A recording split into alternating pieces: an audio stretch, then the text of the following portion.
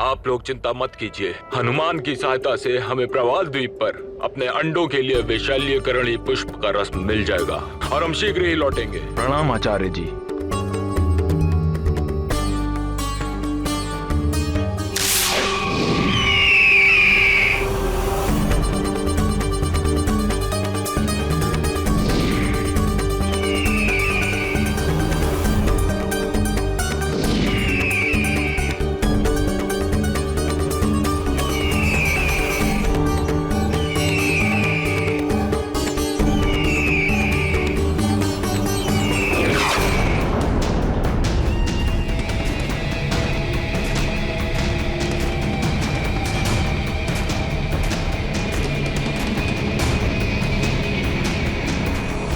ये बाली तो एकमात्र मेरे अस्त्र है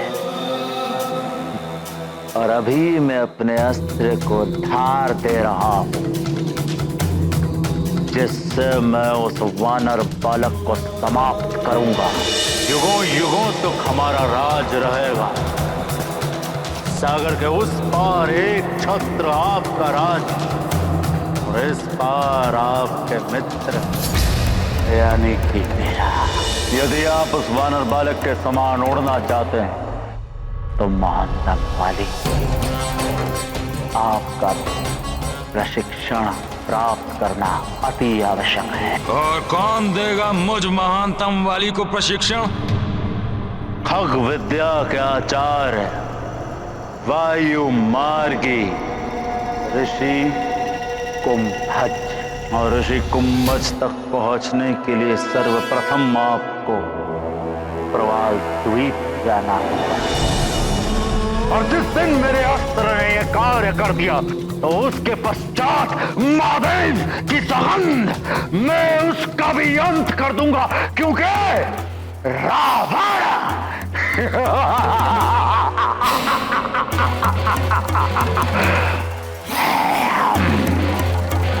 कालने में जाओ, उस वानर बालक को रोको।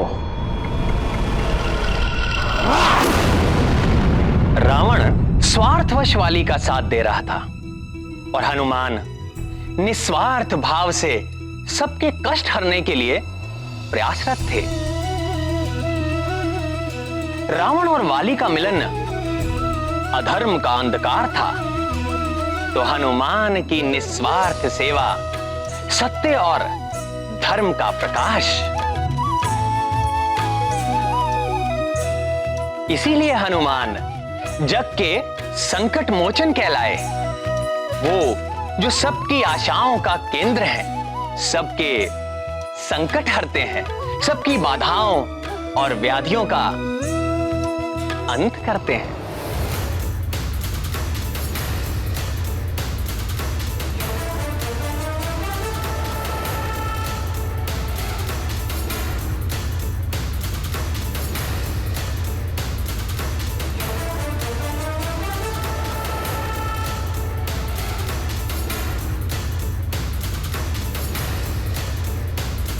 लंकेश ने कहा था कि मुझे सूर्यास्त से पूर्व पहुंचना होगा। मुझे शीघ्रता करनी होगी।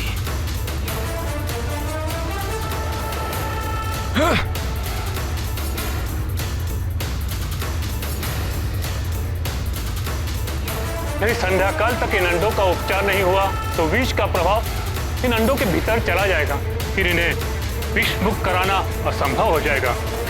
सूर्यदेव, आचार्य जी ने कहा था संध्या काल से पूर्व इनका उपचार करना आवश्यक है।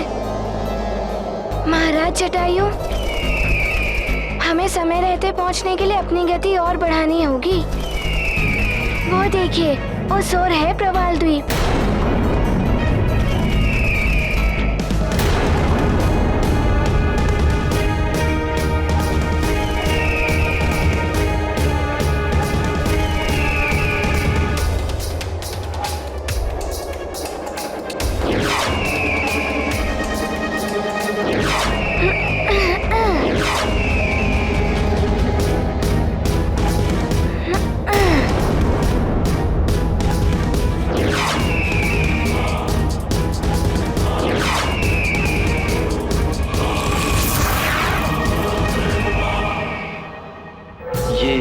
हनुमान भी प्रवाल द्वीप की ओर और उधर बाली भी।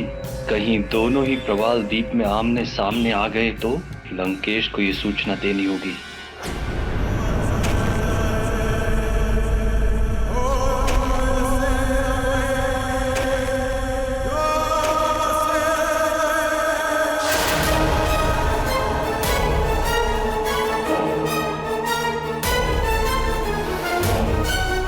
त्रिशिरा, त्रिशिरा, त्रिशिरा, त्रिशिरा, त्रिशिरा, त्रिशिरा, त्रिशिरा, त्रिशिरा, कहाँ हो तुम? कहाँ हो तुम? कहाँ हो तुम?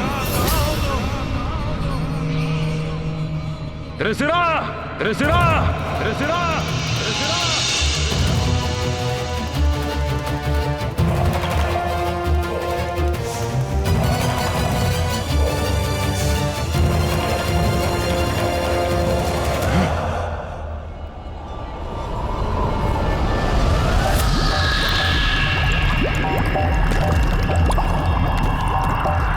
रुक जाओ।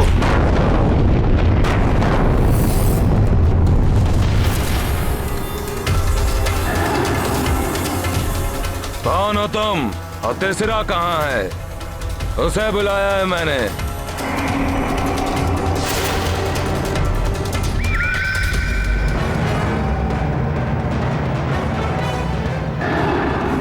तुम तो धरती के भीतर हो, मैं निकालता हूं तुम्हें।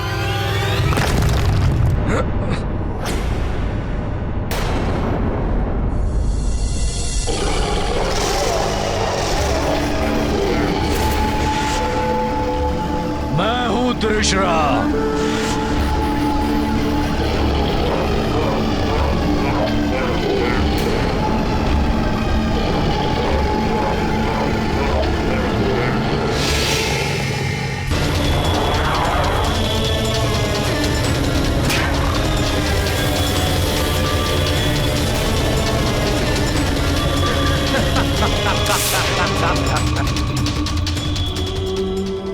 मुझ महानतम वाली पर आक्रमण करने वाले की आधी शक्ति छीन जाती है,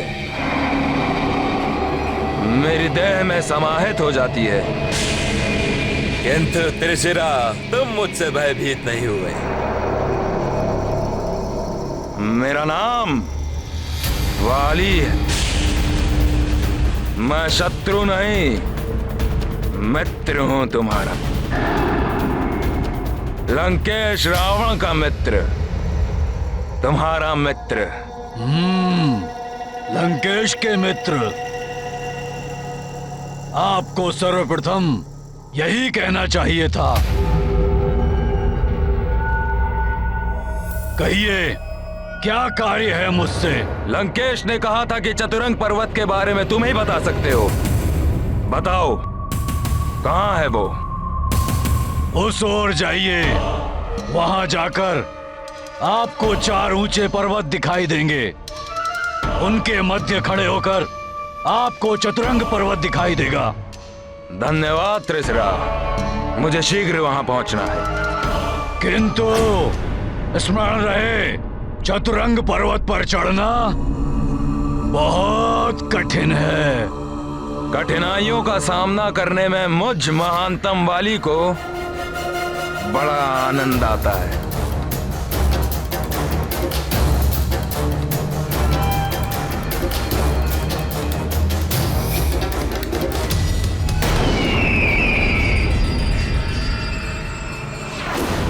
मरकट, इसे तो गरुड़ राज्य में उलझा के रखा था मैंने, किंतु ये गरुड़ों के साथ प्रवाल द्वीप की ओर।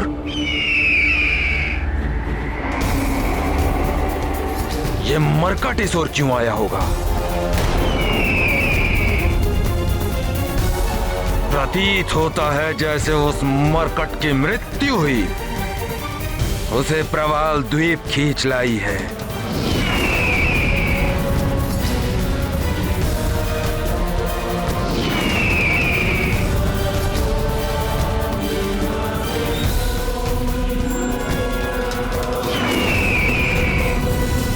मरकट, तुम्हारा काल तुम्हें यहां ले आया है। अब कोई भी मुझ महानतम वाली से तुम्हारी रक्षा नहीं कर सकता।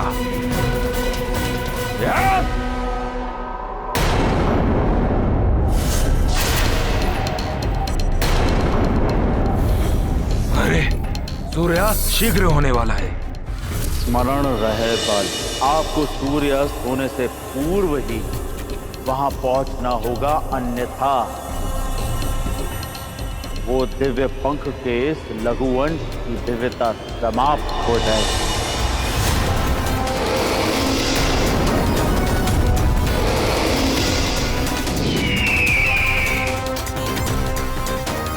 ये मेरा दुर्भाग्य है। तुम्हें पराजित करने का सुनहरा अवसर गंवाना पड़ रहा है मुझे। त्रिशिरा,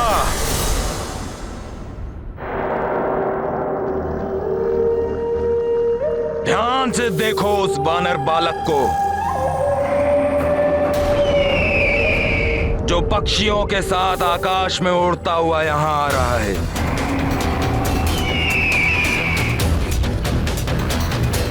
वो मेरा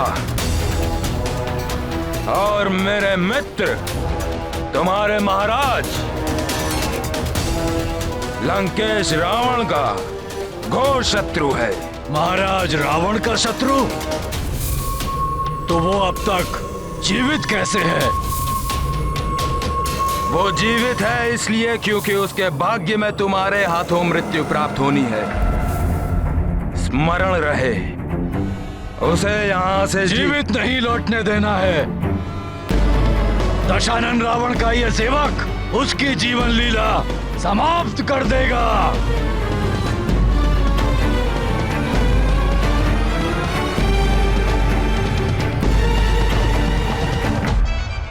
हनुमान मरकट, तुम प्रवाल द्वीप आ तो गए हो, परंतु यहाँ आना तुम्हारे लिए घातक सिद्ध होगा। यदि तुम इस त्रिशिरा से बच भी गए, तोड़ने की शक्ति प्राप्त करने के पश्चात महानतम वाली सर्वप्रथम तुम्हारा वध करने की अपनी प्रबल इच्छा को पूर्ण करेगा।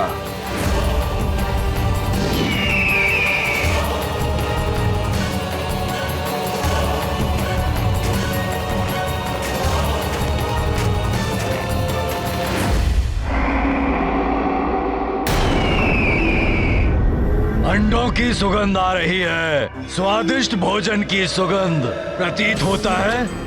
महाराज रावण का ये शत्रु मेरे लिए भोजन का उपहार ला रहा है।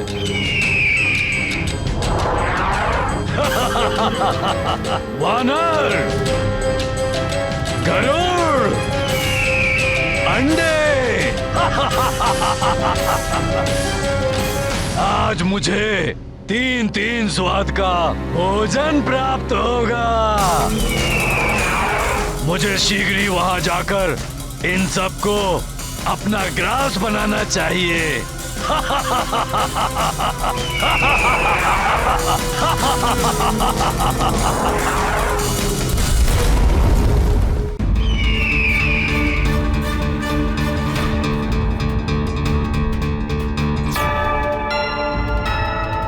प्रवाल द्वीप तो मैं पहले भी आ चुका हूँ, किंतु इसमें इतना परिवर्तन हो गया है कि जिस विषैलेकरणी पुष्प को मैं ढूंढने आया था, वो पुष्प तो मिलना अब कठिन प्रतीत हो रहा है।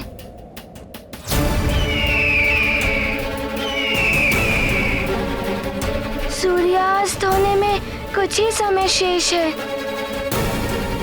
यदि उससे पूर्व इन अंडों पर उस पुष्प के रस की औषधि नहीं डाली गई, तो ये उस विष के प्रभाव से मुक्त नहीं हो पाएंगे। निसंदेह उस दुष्ट असुर त्रिशिरा के कुप्रभाव से प्रवाल द्वीप में इतना परिवर्तन आ गया है, परंतु विषैल्यकरणी पुष्प को ढूंढना अति आवश्यक है। मैं 100 योजन तक निर्बाध देख सकता हूँ। संभव है अपनी दृष्टि से मैं उन पुष्पों को ढूंढ पाऊं।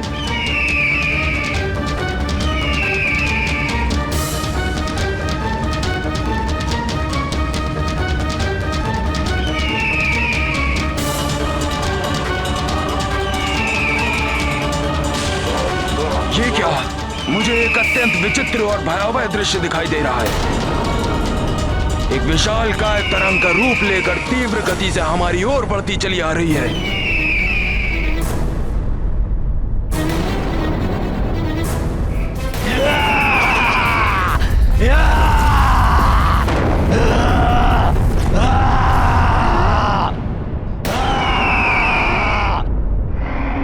यही त्रिशिरा है।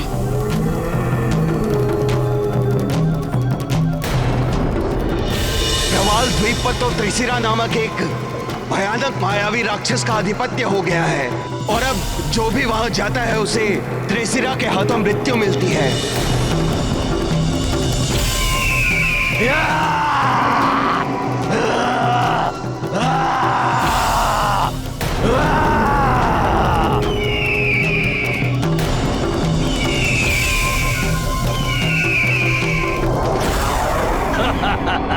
त्रिशिरा तुम्हारा स्वागत करता है। बहुत ही उचित समय पर तुम्हारा आगमन हुआ है।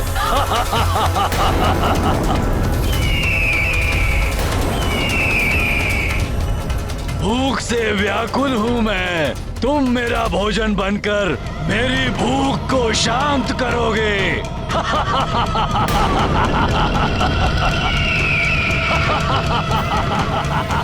सावधान त्रिशिरा, अपनी सुरक्षा चाहते हो तो हट जाओ हमारे मार्ग से। तुम्हारे पास इतनी शक्ति नहीं कि तुम हमें हानि पहुंचा सको। अच्छा,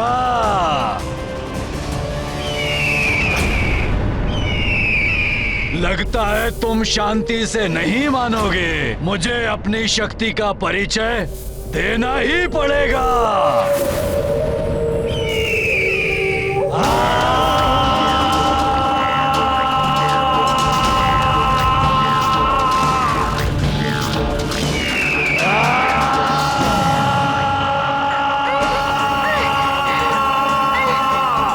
ये किस प्रकार की ध्वनि है?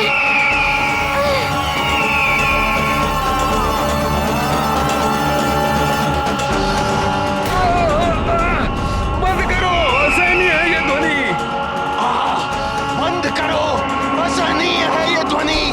त्रिशिरा, इतनी कर्कश और अप्रिय ध्वनि का संचार क्यों कर रहे हो?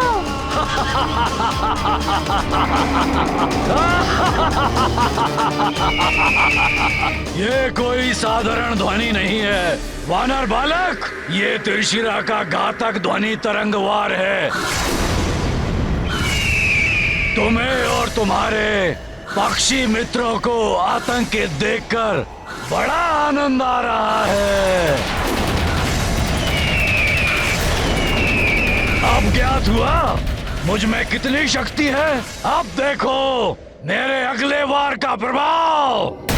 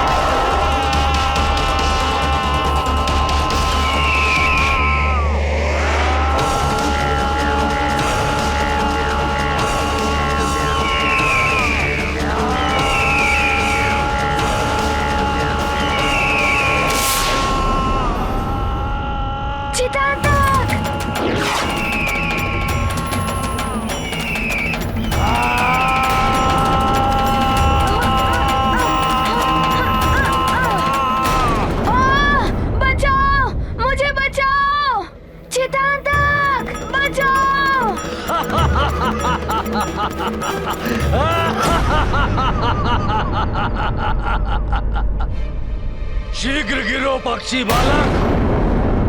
तुम्हें अपना भोजन बनाने के लिए आतुर है त्रिशिरा। चितांतक!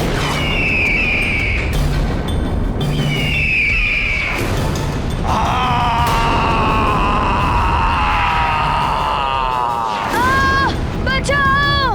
मुझे बचाओ!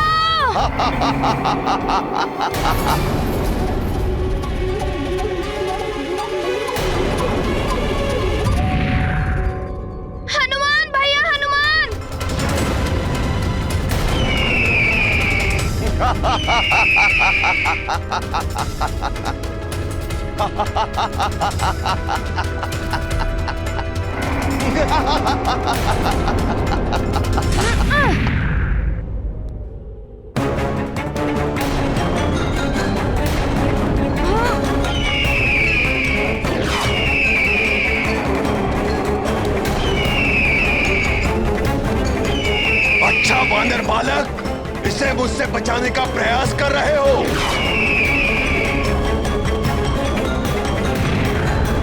त्रिशिरा को चुनौती दे रहे हो तो लो, मेरे इस वार से बचो।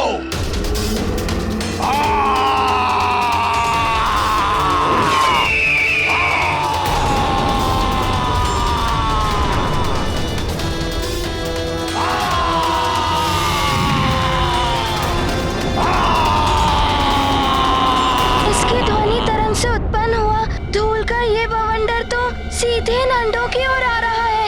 हनुमान को नंदों की रक्षा सुनिश्चित करनी होगी।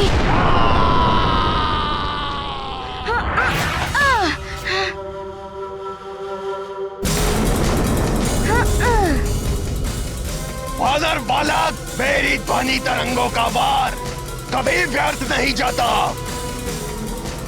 तुम यत्र तत्र कूद कर अपना बचाव करो।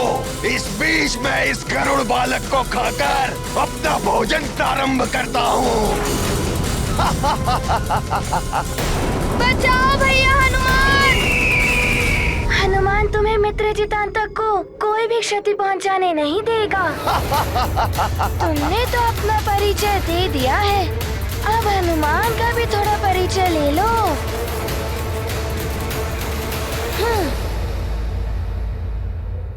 आओ, आओ मेरे पास।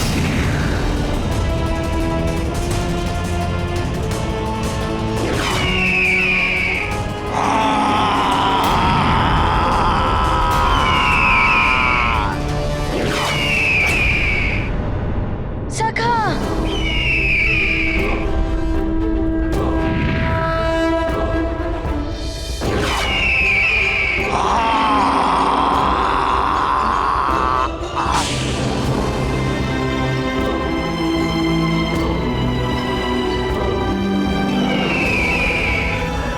धन्यवाद हनुमान भैया। सखा, मित्र चितांतक को सुरक्षित स्थान पर पहुंचा दो।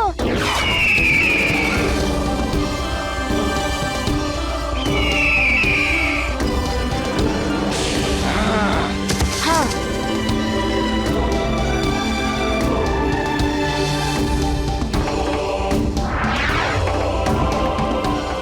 यदि संध्या काल तक इन अंडों का उपचार नहीं हुआ तो विष का प्रभाव इन अंडों के भीतर चला जाएगा।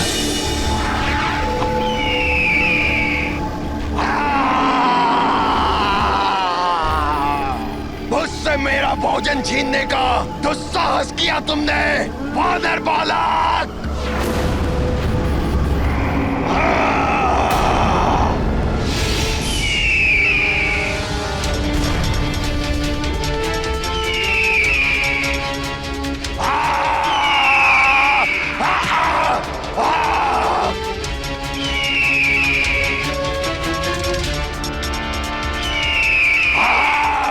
दुष्ट पक्षियों,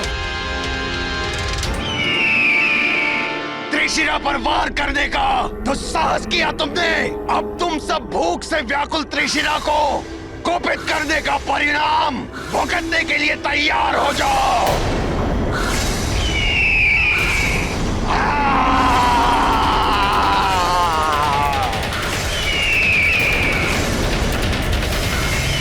बचिए महाराज।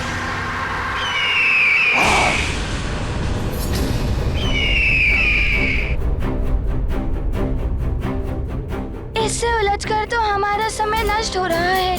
मुझे शीघ्र ही कुछ उपाय करके इसे रोकना होगा।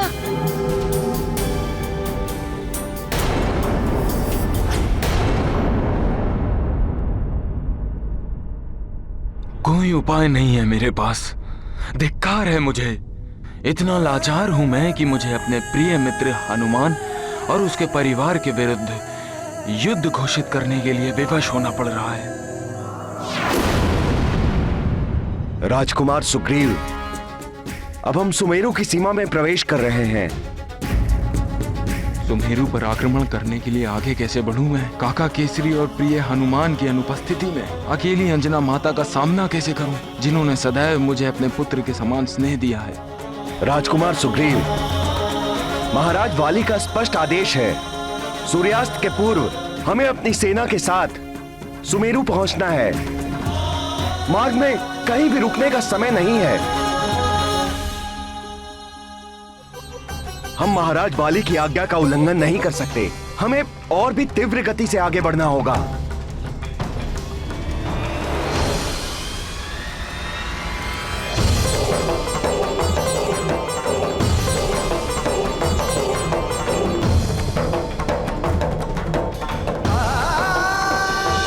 एक दिवस का समय देता हूं तुम्हें, मेरे आदेश का पालन हो जाना चाहिए, अन्यथा मैं तुम्हें भी मृत्यु दे सकता हूं।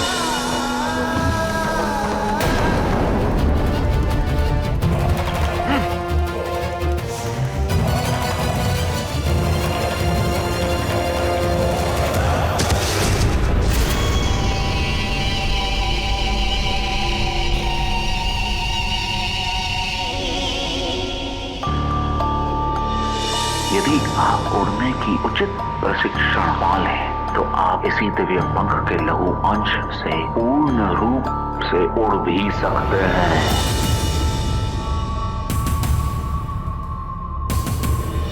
खग विद्या के आचार्य वायु मार्गी ऋषि कुंभज।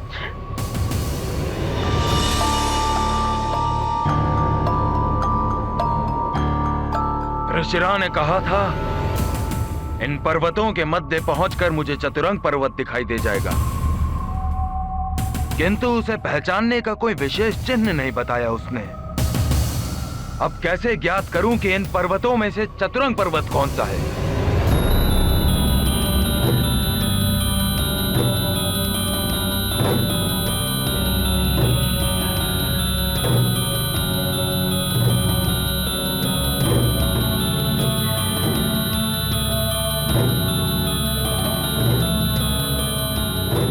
इतना अद्भुत दृश्य, ऐसा प्रतीत होता है जैसे पर्वत भूमि से पृथक मेघों के समान आकाश में चलायमान है। अवश्य यह असाधारण पर्वत ही चतुरंग पर्वत है, जिस पर खग विद्या के आचार्य ऋषि कुंभज का वास है।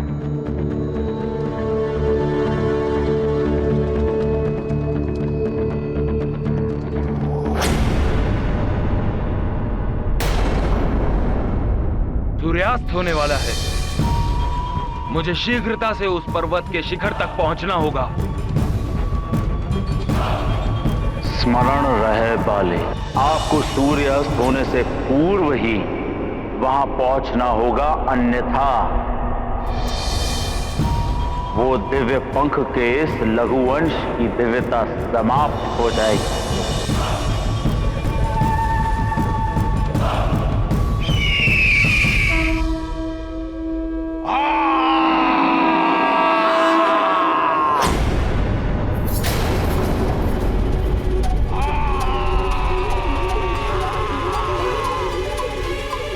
मुझे शीघ्र ही विषैलीकरणी पुष्प को ढूंढना होगा। विष के प्रभाव से ये स्याह होते जा रहे हैं। यदि और विलंब हो गया तो इन्हें बचाना कठिन होगा।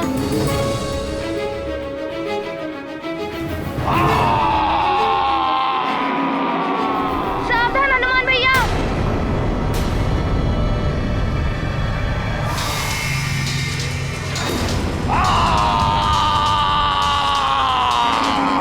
यदि ये तरंग हनुमान भैया के शरीर से टकरा गई तो उनका भारी अनिष्ट हो सकता है।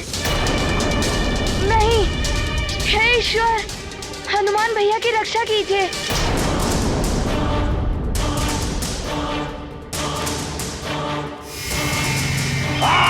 हनुमान भैया संभालिए।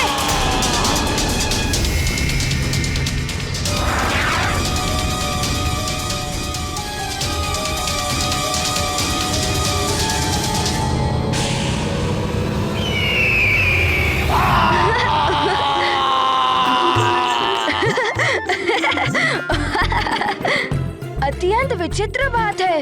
इतनी घातक ध्वनि तरंग हनुमान भैया के शरीर से टकरा गई और वो हंस रहे हैं।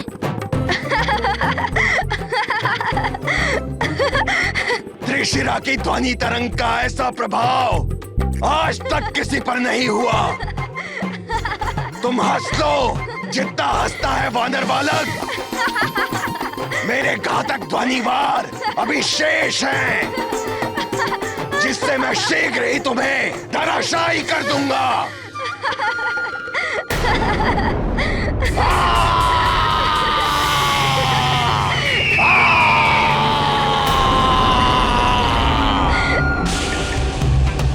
बंद करो, मुझे गुदगुदाहट हो रही है।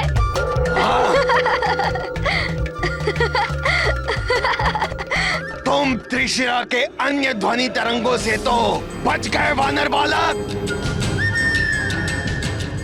पर अब मेरी सबसे भयानक महाध्वनि तरंग के वार से तुम अपना बचाव नहीं कर पाओगे।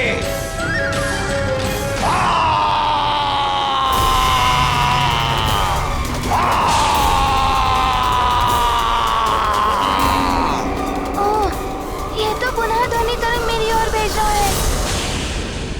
हनुमान, तुम यहाँ हास परिहास करने नहीं आए हो। सूर्यास्त होने वाला है। त्रिशिरा के इस खेल में और समय व्यर्थ करना उचित नहीं है। हनुमान को शीघ्र ही किसी युक्ति से इसे मुक्ति पानी होगी।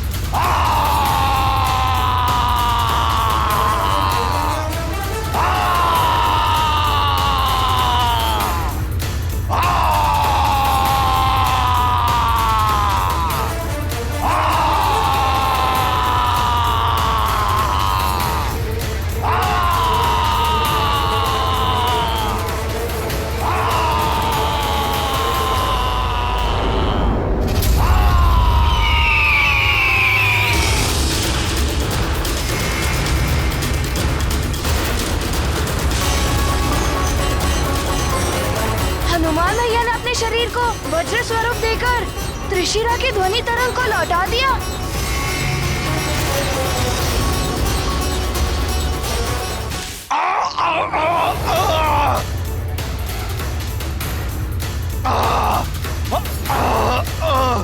नहीं, ये तो घोर अन्याय है।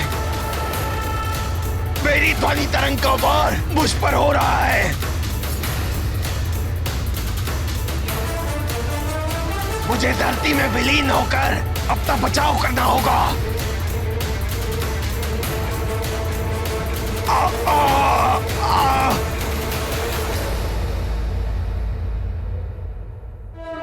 अब तुम सब सुरक्षित हो।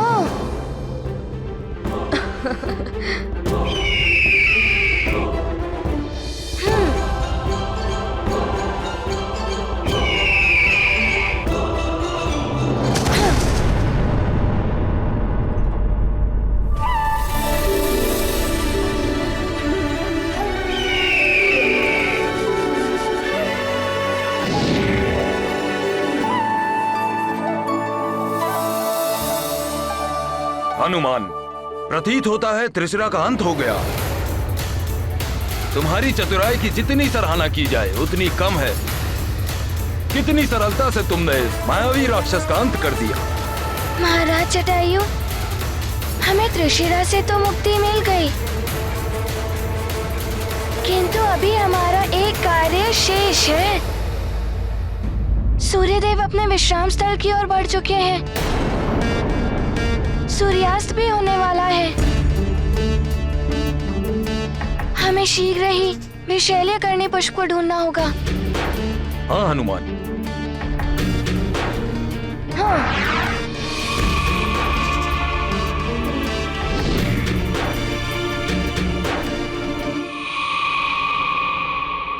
परंतु हम कहाँ ढूंढे उस पुष्प को हनुमान भैया? आप सब मेरे साथ चलिए।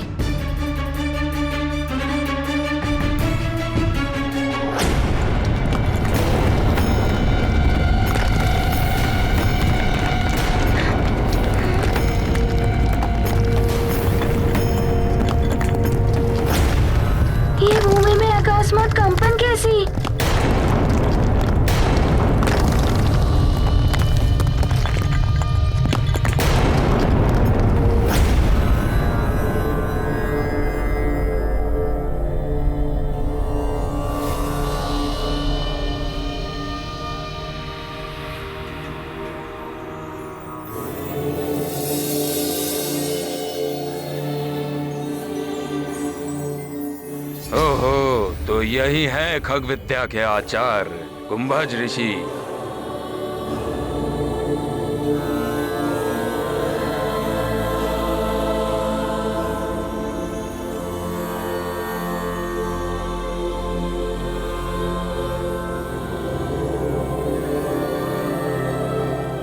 प्रणाम ऋषिवर।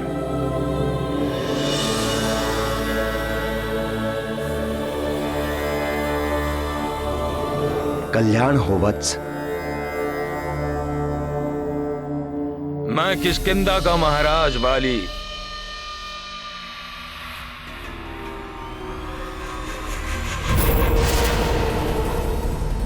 गरुड़ दिव्य पंख के साथ आपके समक्ष आपसे उड़ने की विधि सीखने के लिए प्रस्तुत हूं। परंतु तुम दिव्य पंख नहीं, अपितु मात्र उसका लघु अंश लेकर आए हो। इसकी सहायता से तुम उड़ने में समर्थ हो पाओगे या नहीं, ये तो मुझे भी ज्ञात नहीं। ऋषिवर, पक्षियों की भांति उड़ान भरकर आकाश में स्वच्छंद विचरण करने की इच्छा है महानतम वाली की, और अपने इस इच्छा की पूर्ति के लिए महानतम वाली कोई भी यत्न करने के लिए तत्पर है। आप मुझसे जो भी कराएंगे मैं करूंगा। आपको मुंह मांगी गुरु दक्षिणा भी दूंगा, परंतु आप मुझे उड़ने में सक्षम बना दीजिए। वत्स वाली, जो गरुड़ों का दिव्य पंख लेकर चतुरंग पर्वत पर मेरे समीप पहुंचेगा, उसे उड़ने की विधि सिखाने का प्रयास करना मेरा कर्तव्य है। परंतु समय कम है। मुझे दिव्य गरुड़ पंख के इस अंश को सूर्यास्त से पूर्व अभिमंत्रित करना होगा, अन्यथा इसकी दिव्यता और शक्ति दोनों ही समाप्त हो जाएंगे।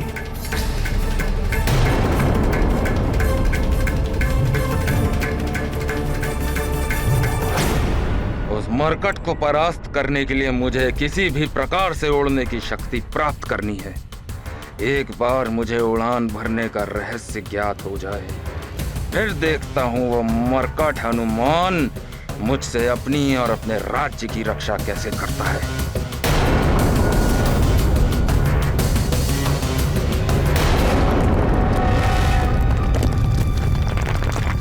आप लोग चिंता मत कीजिए, बस मेरे पीछे आइए। ठीक है हनुमान।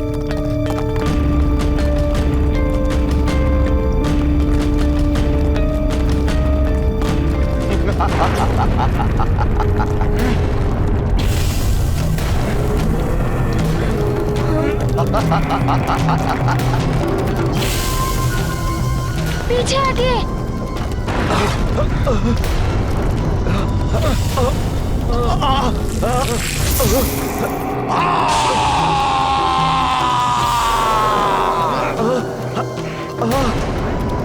हम तो हिल ही नहीं पा रहे हैं।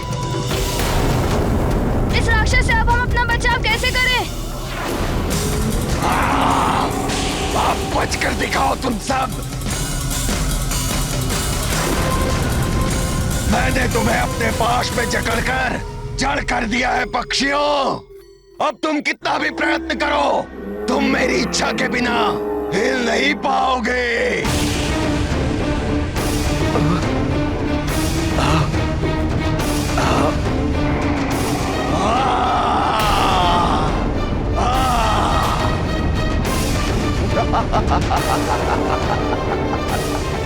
मुझे इस त्रिशिरा से गरुड़ों को मुक्त कराना होगा, अन्यथा वो इन्हें अपना आहार बना लेगा।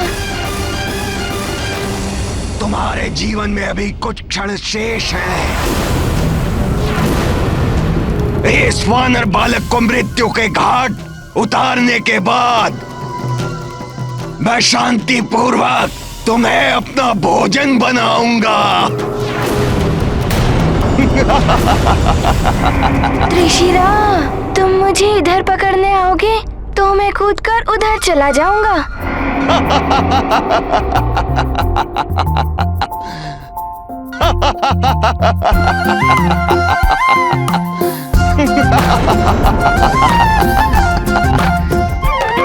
ये लो वानर बालक।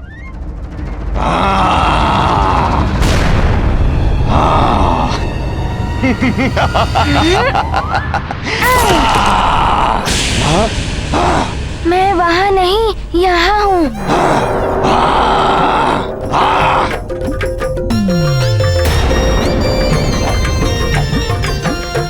आओ आओ, पकड़ो मुझे।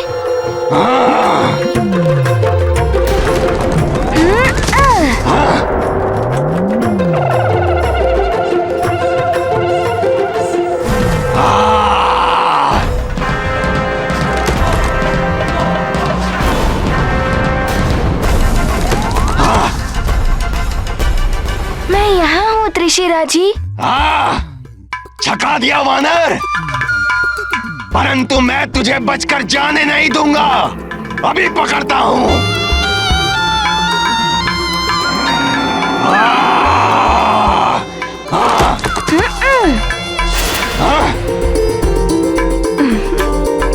हनुमान को इस असुर को चकमा देने में आनंद आ रहा है, परंतु अभी एक क्षण भी गंवाना उचित नहीं है। सूर्य की किरणें क्षीण हो रही हैं। दिन छिपने से पहले ही मुझे इन अंडों का उपचार करना होगा, अन्यथा इसको विष रहित करने का मेरा उद्देश्य पूर्ण नहीं हो पाएगा। परंतु इस असुर से कैसे छुटकारा पाऊं?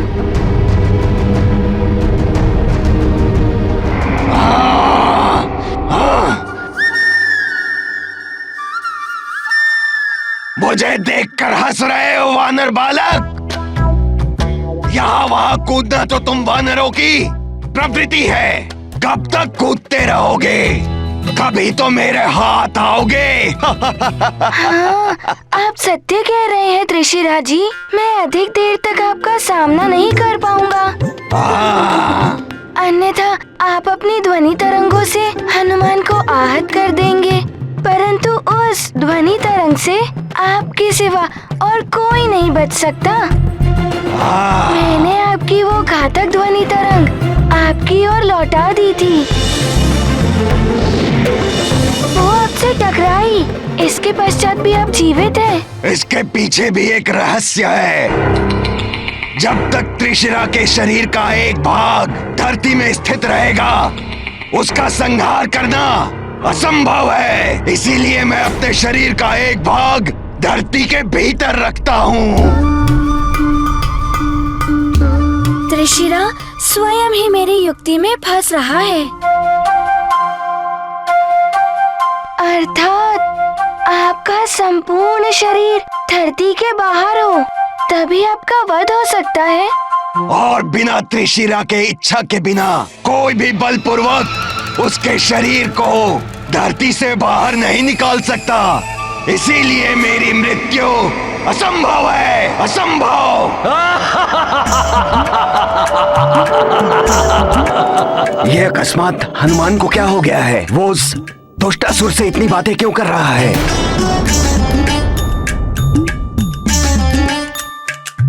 अब ज्ञात हुआ, इसका वध करने के लिए किसी युक्ति से इसे स्वेच्छा से पृथ्वी से बाहर निकालना होगा।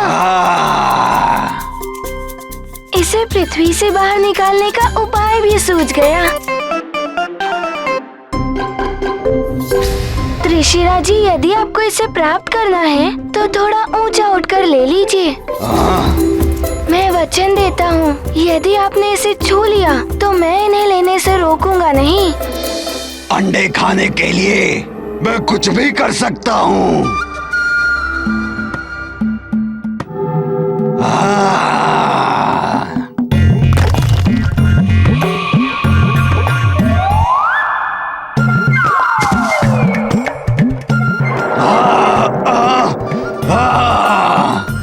अंडे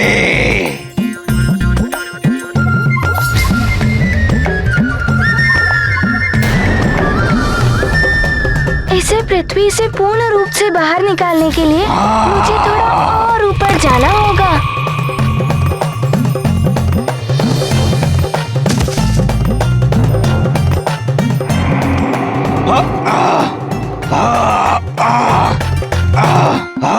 एक बार पुनः प्रयास कीजिए। यदि आपने मुझे छू भी लिया, मैं इन अंडों के साथ आपको शीघ्र समर्पण कर दूंगा। हनुमान क्या कर रहा है? इसके सामने समर्पण करने का अर्थ है कि हनुमान की मृत्यु। तो प्रतीक्षा किस बात की? अभी छूकर तुम्हें अपना भोजन बनाता हूं।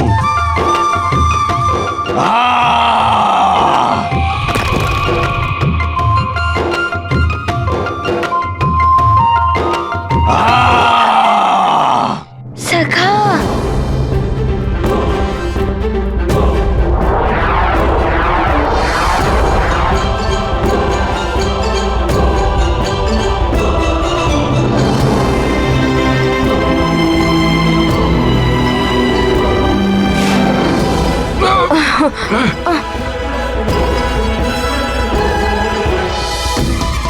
कुछ तो युक्ति लगा रहे हैं हनुमान भैया। हाँ, मुझे भी ऐसा ही प्रतीत हो रहा है। अरे ये क्या कर रहे हो? छोड़ दो मुझे। इसीलिए कहते हैं त्रिशरा कि लालच बुरी बला है। तुम हम तीनों को आराम से खाकर अपनी भूख मिटा सकते थे, किंतु लोभवश तुमने वो किया जो तुम्हारे जीवन के लिए घातक है। छोड़ दो मुझे। मैं धरती के बाहर अधिक देर तक जीवित नहीं रह पाऊंगा। मैं तुम्हें वो प्राप्त करा दूंगा जिसके लिए तुम यहाँ आए हो। मैं सत्य कह रहा हूँ, मेरा विश्वास करो। हनुमान, इस असुर को कदापि मत छोड़ना, अन्यथा इसका जीवन सुरक्षित होते ही ये पुनः हमारे मार्ग में अवरोध उत्पन्न करेगा। हमारे पास अधिक समय नहीं है हनुमान। हाँ हनुमान, अब सूर्य कभी भी अस्त हो सकता है। इसको छोड़ने का अर्थ है हमारा उद्देश्य कभी भी पूर्ण नहीं होगा। त्रिशिरा, तुमने दूसरों को अनेकों कष्ट दिए, उनको कितनी पीड़ा हुई होगी इसका पता तो तुम्हें अब चल रहा होगा।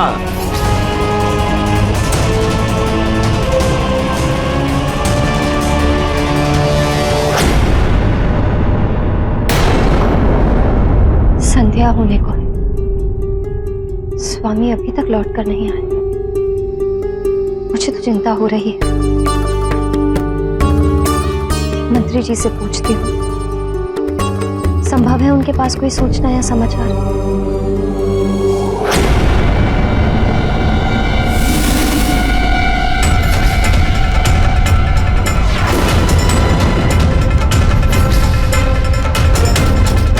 ये सुमेरु की सेना तो नहीं है,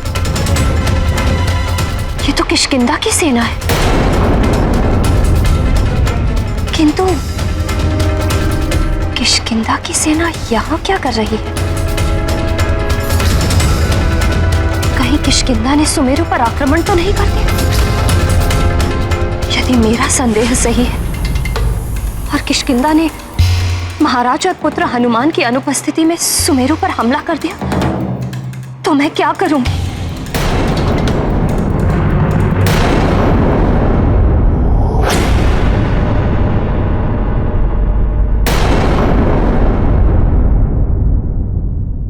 नहीं हनुमान, इन असुरों का स्वभाव होता है छल कपट करना, इसे कदापि मत छोड़ना।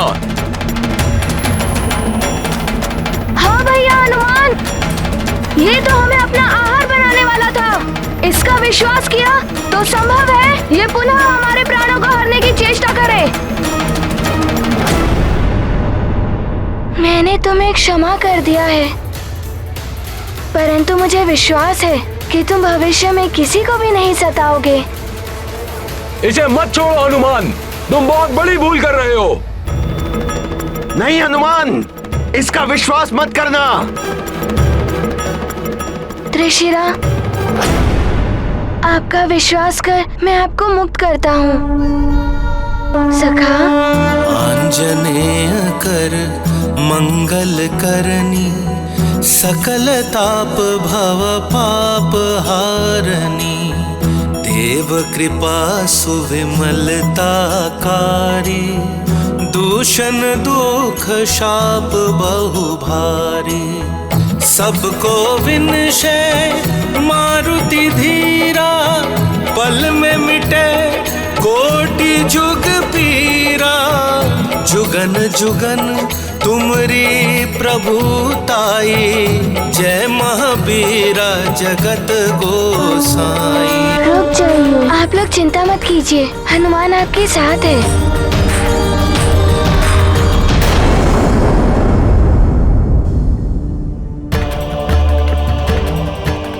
मैं आपका कृतज्ञ हूँ हनुमान। आपने मुझ पर विश्वास कर मुझे श्राप मुक्त कर दिया। मिथ्या बोलना और लोगों का विश्वास तोड़ना यही मेरा स्वभाव था। इसीलिए मैं श्रापित हुआ। सदियों से इस रूप में भटक कर अन्य जीवों को मैं प्रताड़ित करता रहा, परंतु आज आपने मुझ पर विश्वास कर मुझे मोक्ष प्रदान किया है। आप धन्य हैं हनुमान। आपका ये उपकार हमेशा मुझ पर रहेगा हनुमान।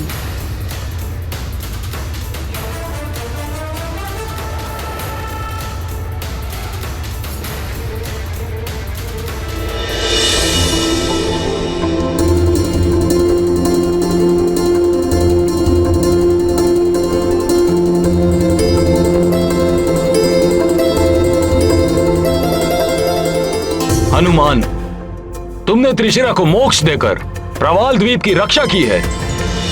प्रवाल द्वीप अचानक इतना हरा भरा हो गया है। ये द्वीप पहले जैसा हो गया है, तो हमारे लिए विशैल्यकरणी पुष्प को ढूंढना और सरल हो गया है। परंतु समय तीव्र गति से निकलता जा रहा है। हमें शीघ्र ही अपना कार्य संपन्न करना होगा। हाँ, हनुमान भैया सही कह रहे हैं। इन अंडों का स्याह पड़ता रंग इसका संकेत है कि इन पर विष का प्रभाव बहुत अधिक हो गया है।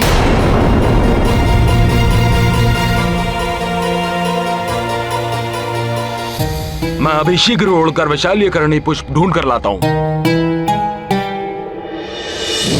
उसके लिए आपको और श्रम करने की आवश्यकता नहीं है।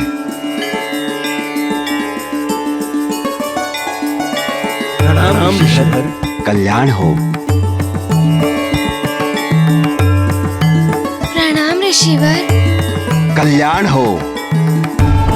हनुमान, तुमने मुझे और संपूर्ण प्रवाल द्वीप को त्रिशिरा के आतंक से मुक्त किया है। इसीलिए यहाँ की हर वस्तु पर तुम्हारा पूर्ण अधिकार है। तुम्हारे यहाँ आने का अभिप्राय मुझे ज्ञात है, इसलिए मैं विशल्यकरणी पुष्प स्वयं लेकर आया हूं, जिससे आपके प्रयोजन में और विलंब ना हो। धन्यवाद ऋषिवर।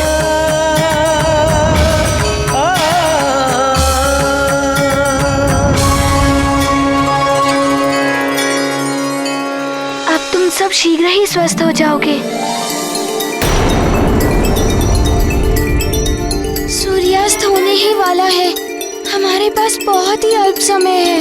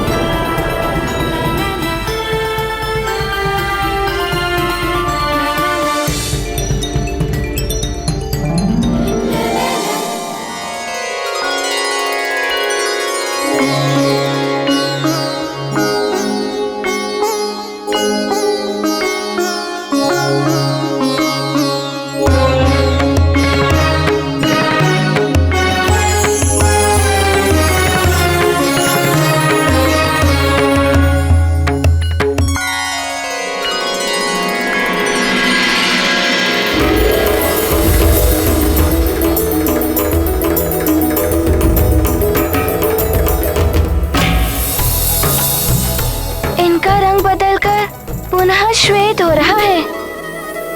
हमारे अंडों पर से विष का प्रभाव समाप्त हो रहा है। हनुमान भैया ने असंभव को संभव कर दिखाया।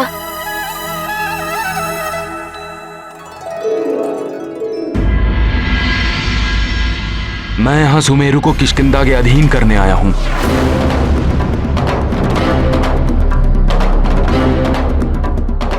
यदि सुमेरु समर्पण कर दे तो यह कार्य शांतिपूर्वक हो सकता है, अन्यथा मुझे बल का प्रयोग करना होगा। सुग्रीव, हम तुम्हारे बहुत आभारी रहेंगे हनुमान। समस्त गरुड़ लोक सदैव तुम्हारा आभारी रहेगा हनुमान। तुमने इन अंडों की रक्षा कर हम गरुड़ों के भविष्य को बचाया है। मैं चाहता हूँ कि तुम हमारे साथ गरुड़ राज्य चलो, जहाँ सब गरुड़वासी तुम्हारा अपने प्रति आभार व्यक्त कर सकें हनुमान।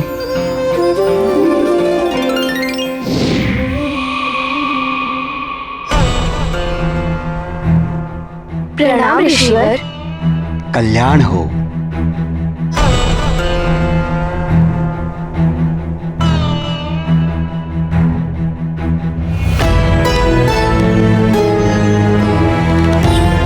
प्रणाम माताओं। देवियों, आप सबको यहाँ देखकर मैं चकित हूँ। मुझे आप सबसे भेंट की अपेक्षा नहीं थी। महाराज, हमें अंडों की चिंता सता रही थी, इसलिए हमने निर्णय लिया और आपके पीछे पीछे चली आई।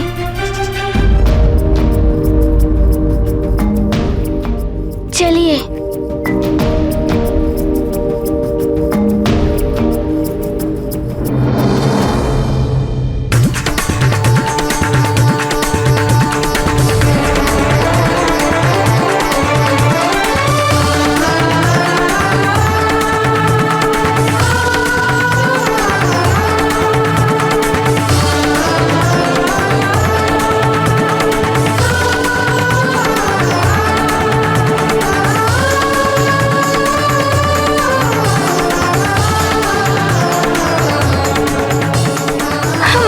सुरक्षित है हनुमान।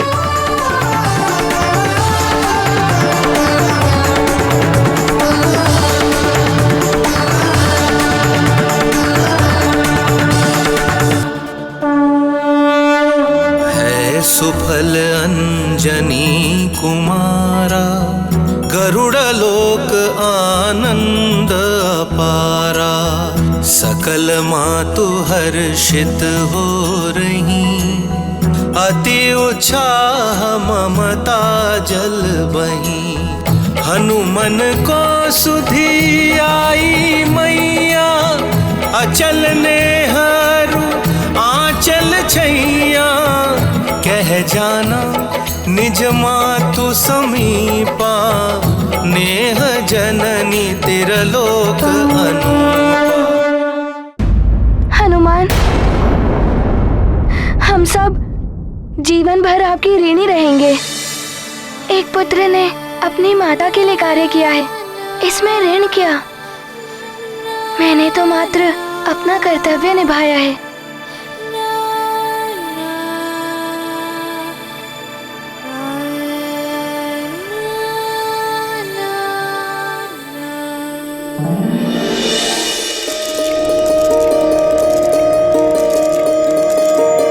अंडे फूट रहे हैं। हमारे गरुड़ शिशु बस इस संसार में आने ही वाले हैं।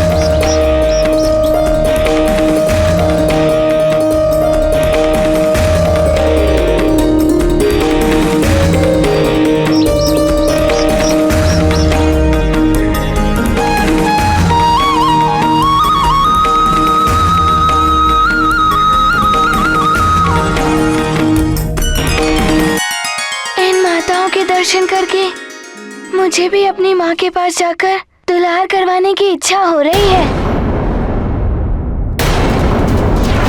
तुम्हारे पिता महाराज ऋक्षराज और महाराज केसरी जी के बीच घनी मित्रता है। ऋक्षराज के परिवार को महाराज केसरी ने अथवा मैंने कभी भी अपने परिवार से पृथक नहीं समझा। अनेकों बार स्वयं अपने हाथों से तुम्हें भोजन परोसा है मैंने, फिर भी तुम ऐसा कर रहे हो, वो भी तब जब स्वयं महाराज केसरी और मेरा पुत्र और तुम्हारा प्रिय मित्र हनुमान यहाँ उपस्थित नहीं है।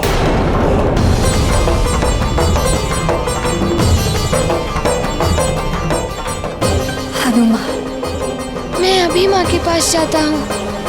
कुशलता से जाओ पुत्र। प्रणाम माताओं। प्रणाम महाराज जटायु। प्रणाम ऋषिवर।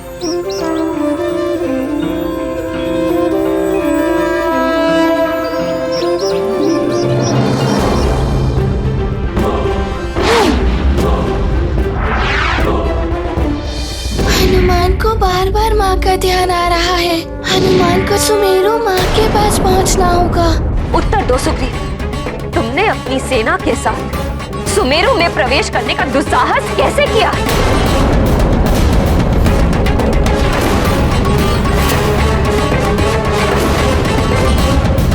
विवश हूँ मैं माता अंजना। विवश हो?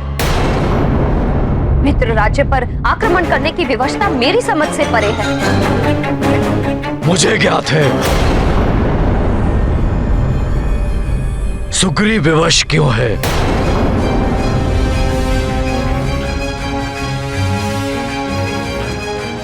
स्वामी, देखिए ना, आपकी अनुपस्थिति में सुग्रीव ने हमारे साथ कैसा विश्वासघात किया है। प्रणाम काका केसरी जी। तुम्हारा कल्याण हो पुत्र सुग्रीव। अंजना, सुग्रीव की व्यवस्था को मैं भली भांति जानता हूं। दोष सुग्रीव का नहीं, वाली का है। वाली पथभ्रष्ट हो गया है, भटक गया है अपने मार्ग से। उसने स्वयं को किष्किंधा का महाराज घोषित कर दिया, मित्र ऋक्षराज को बंदी बना लिया। अब राजा मैं हूं, मेरे आदेश का पालन करो। बंदी बना लो इन्हें, बंदी बना लो इन्हें, बंदी बना लो इन्हें। उसी ने भेजी है ये सेना सुग्रीव के साथ। जाओ और सुमेरु को अपने अधीन कर लो, और यदि काका केसरी तुम्हें रोके तो उन्हें भी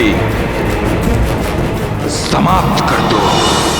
काका केसरी जी, जब से वाली भैया की मित्रता रावण से हुई है, तब से उन्होंने सारी मर्यादाओं को भुला दिया है। सर्वप्रथम आप उस वानर बालक के समान शक्तियां प्राप्त करें युवराज पानी।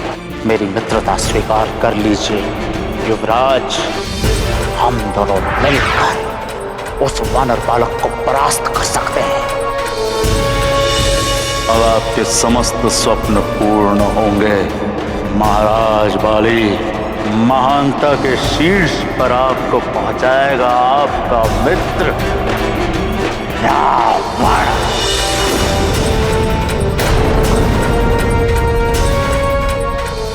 जो उनकी इच्छा होती है वो वही करते हैं। मुझे तो उन्होंने आपका वध कर कर सुमेरु पर आधिपत्य स्थापित करने का आदेश दिया है। ये युवराज सुग्रीव को क्या हो गया? ये महाराज वाली के विरुद्ध हो गए तो वे तो इनका वध ही कर देंगे। कुसंगति मनुष्य की बुद्धि और उसका विवेक हर लेती है। वो उचित और अनुचित का मार्ग भूल जाता है। मर्यादा और धर्म के मार्ग को भूलकर कुपथ के मार्ग पर अग्रसर हो जाता है। अतः वो स्वयं के ही अंत और पतन का कारण बनता है। दुख मुझे इस बात का है कि वाली पर अनुचित मार्ग का इतना प्रभाव पड़ चुका है कि मैं उसे उचित मार्ग पर लाने के लिए कुछ नहीं कर पा रहा हूं।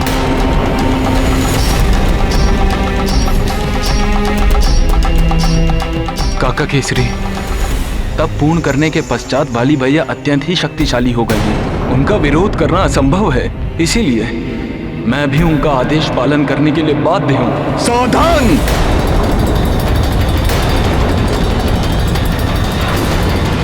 यदि किसी ने राजकुमार सुग्रीव पर प्रहार करने का प्रयास किया तो ये कोकट उसके प्राण हर लेगा।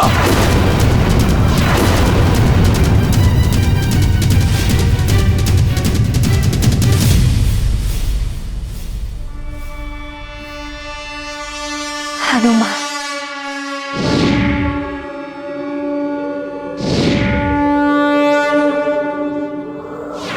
पोपट, तुम्हारी इस धृष्टता के पश्चात भी तुम जीवित हो तो वो इसीलिए क्योंकि मेरा पुत्र हनुमान यहाँ नहीं है।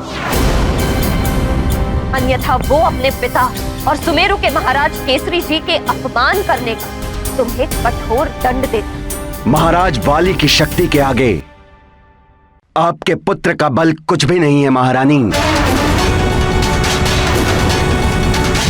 महानतम महाराज वाली सर्वशक्तिमान हैं।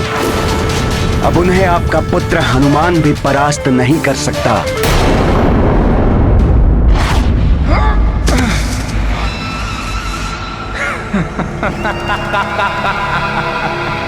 महानतम वाली की शक्तियों में और भी वृद्धि हो गई है। यद्यपि वाली महानतम उड़ नहीं सकता, किंतु ऋषि कुंभज की सहायता से महानतम वाली अब पहले से अधिक स्फूर्ति के साथ एक स्थान से दूसरे स्थान तक वहां अवश्य ही पहुंच सकता है। मरकट हनुमान, वाली की प्रतीक्षा कर। वाली को तुझसे द्वंद्व युद्ध करके तुझे पराजित करने से कोई नहीं रोक सकता।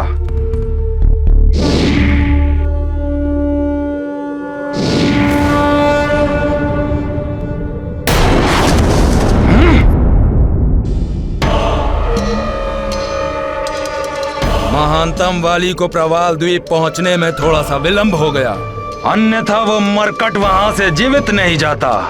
निसंदेह वो त्रिशिरा का वध करके सुमेरु ही गया होगा।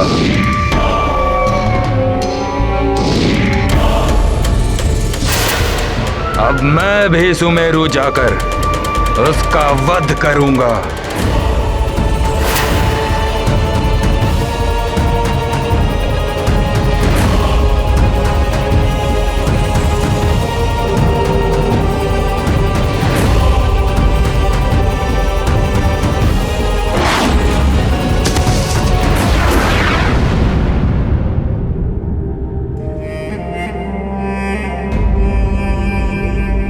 इतने समय पश्चात मैं अपने पिताश्री के स्नेह और माँ की दुलार से वंचित रहा था, किंतु आज उनके इस सुखमय दर्शन के लिए कितना अधीर हो रहा हूँ मैं शीघ्र आ रहा हूँ माँ और पिताश्री आपसे मिलने।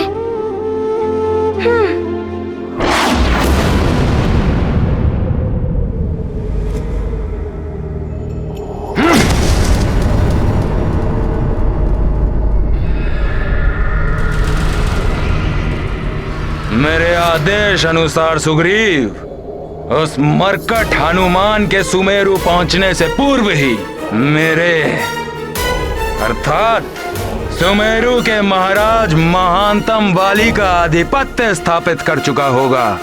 काका केसरी जी, यह सब मेरे लिए भी इतना ही दुखद है जितना आपके लिए, परंतु मैं विवश हूं। यदि मैं किष्किंधा के वर्तमान महाराज वाली भैया के आदेश से बंधा नहीं होता तो मैं स्वप्न में भी आपका शत्रु बनकर आपके या प्रिय मित्र हनुमान के राज्य में कभी प्रवेश करता ही नहीं। सुग्रीव, मैंने अपने मित्र ऋक्षराज को वचन दिया है कि मैं वाली का अहित नहीं करूंगा, उसे सन्मार्ग पर लाने की चेष्टा करूंगा। इसीलिए मैं कारागृह से उसे बिना बताए चुपचाप उसका सामना किए बिना चला आया, किंतु मैं उसकी अधीनता स्वीकार कर लूं, यह मुझे स्वीकार नहीं। मैं अपने राजधर्म से बंधा हुआ हूं। सुमेरु की रक्षा करना मेरा कर्तव्य है। काका केसरी, मैं ये युद्ध टालने का प्रयत्न कर रहा हूँ। यदि हम शांतिपूर्वक सहमत हो जाएं, सुमेरु को अपने अधीन करने के लिए तुम मुझे सहमत नहीं कर सकते सुग्रीव।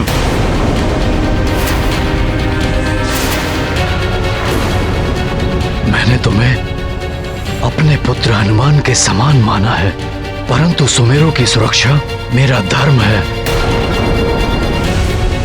मैं सुमेरु की स्वतंत्रता नष्ट होने नहीं दे सकता। यदि तुम उसके लिए बाध्य हो तो अपना धर्म निभाओ, युद्ध करो मुझसे, रणभूमि में पराजित करो मुझे। महाराज केसरी जी, मैं महाराज वाली की आज्ञा का अवमानना नहीं होने दूंगा।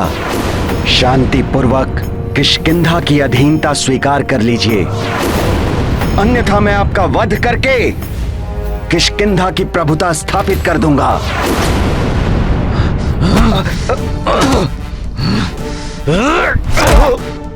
मेरी राज्यसभा के नियमों का उल्लंघन करने का अधिकार किसी को नहीं है कोकट। मैं तुम्हारे शत्रु व दुर्दृष्ट व्यवहार के लिए तुम्हें मृत्यु दंड दे सकता हूं। तुम इस समय पुत्र सुग्रीव और मेरे मित्र ऋक्षराज के प्रतिनिधि हो।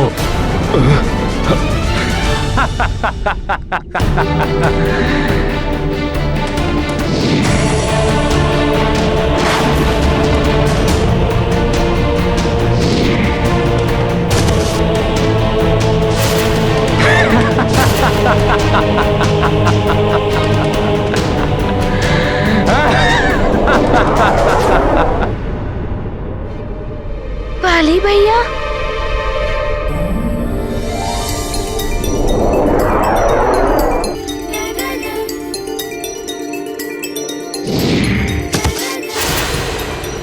कितना सुखद आश्चर्य है। वाली भैया, लगता है उनकी तपस्या पूर्ण हो गई है। वाली भैया,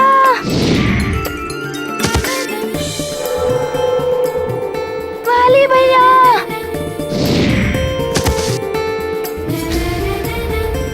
वाली भैया, वाली भैया।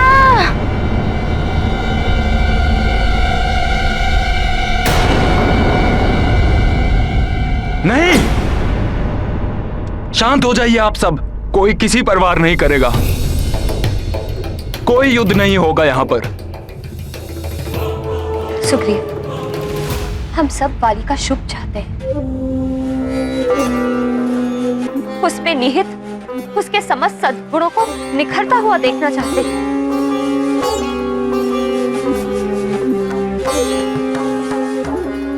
कुसंगति से प्रभावित होकर वो अधर्म के मार्ग पर चल पड़ा। हमारा कर्तव्य है कि हम उसे पाप करने से रोकें, किंतु आप सभी इसके विपरीत उसकी आज्ञा मानकर उसके पाप का भागी बनकर यहाँ चले आए।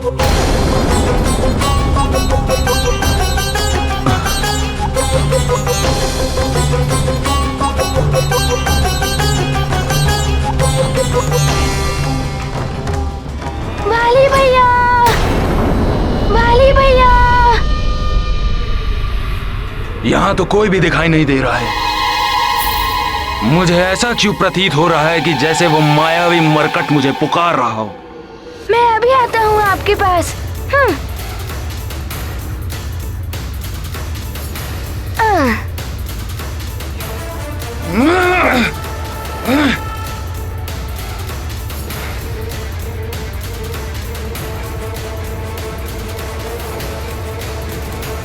मरकट,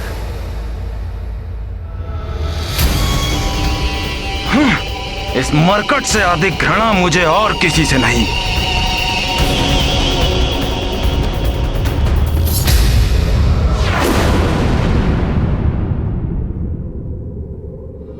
वाली भैया प्रणाम। वाली भैया, मैं तो अपनी माताश्री और पिताश्री से मिलने सुखद कल्पना से खोया सुमेरु चला जा रहा था, परंतु मार्ग में आपके दर्शन होंगे, इसकी तो हनुमान ने कल्पना भी नहीं की थी। वाली भैया, आप यहाँ कैसे और आपकी तपस्या कब पूर्ण हुई? कहाँ जा रहे हैं आप मेरे साथ चलिए ना सुमेरु। हम दोनों साथ चलकर माँ और पिताश्री को चकित कर देंगे। सुमेरु पहुंचकर चकित तो तुम होते हनुमान, परंतु अब तुम स्वयं मेरे सामने आए हो, तो इस बार मैं तुम्हें बचकर नहीं जाने दूंगा।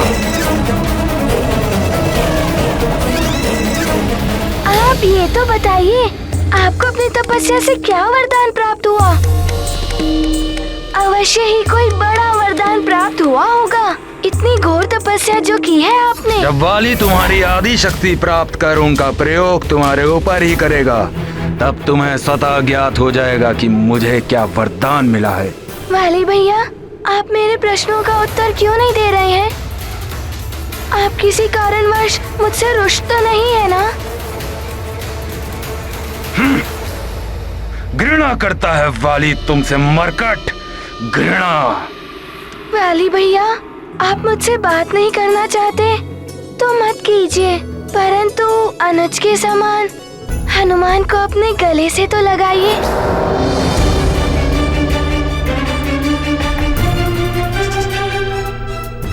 लगाइए।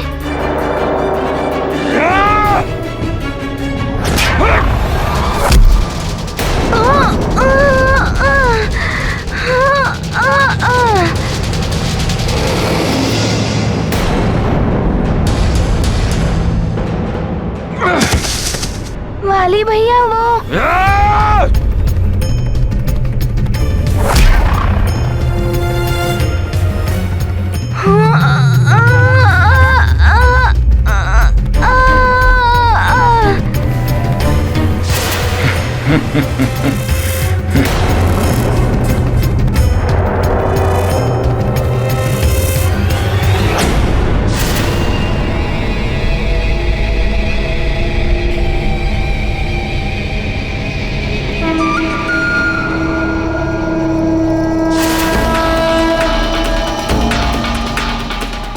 आश्चर्य है, मेरे इतने कठोर प्रहार का इस मरकट पर कोई प्रभाव नहीं पड़ा।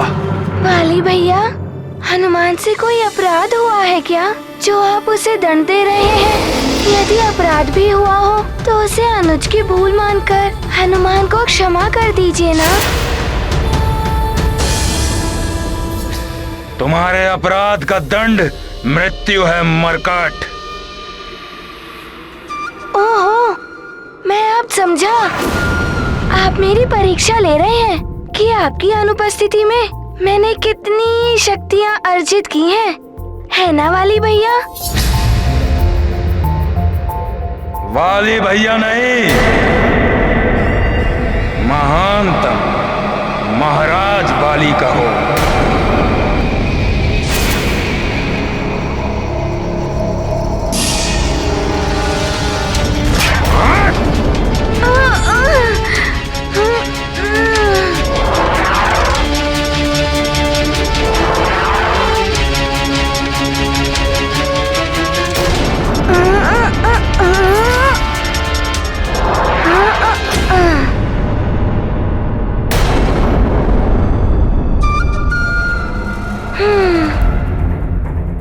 वरदान प्राप्त करने के पश्चात जिससे भी मैंने युद्ध किया है उसकी आधी शक्ति तुरंत मुझ में समाहित हुई है, परंतु इस मरकट के साथ ऐसा क्यों नहीं हो रहा है?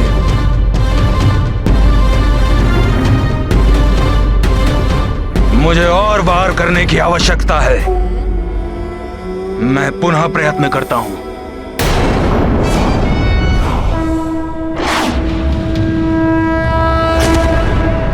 वाली भैया, आप वहाँ कहाँ जा रहे हैं?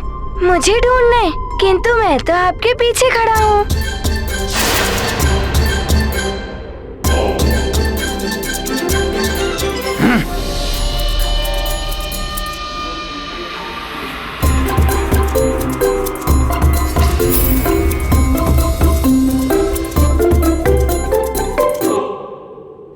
अब इस पर मेरे इस वार के पश्चात इसकी आधी शक्ति मुझे अवश्य प्राप्त होगी।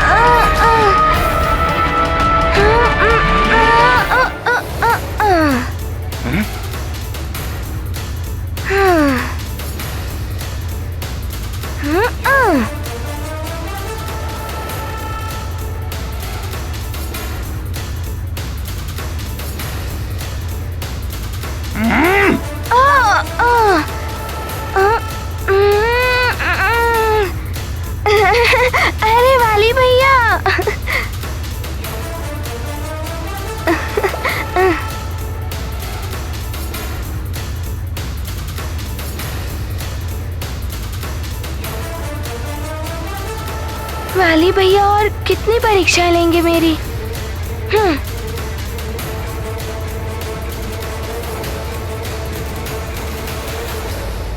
वार पर वार कर रहा हूँ, परंतु इसके पश्चात भी इसकी आधी शक्ति इससे निकलकर मुझ में विलीन क्यों नहीं हो रही है?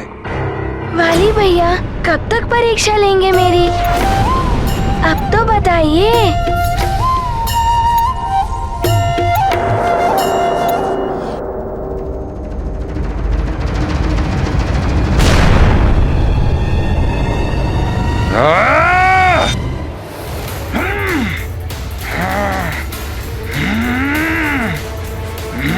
वाली भैया अब तो आपको ज्ञात हो गया है ना कि मेरी शक्तियों में कितनी वृद्धि हुई है।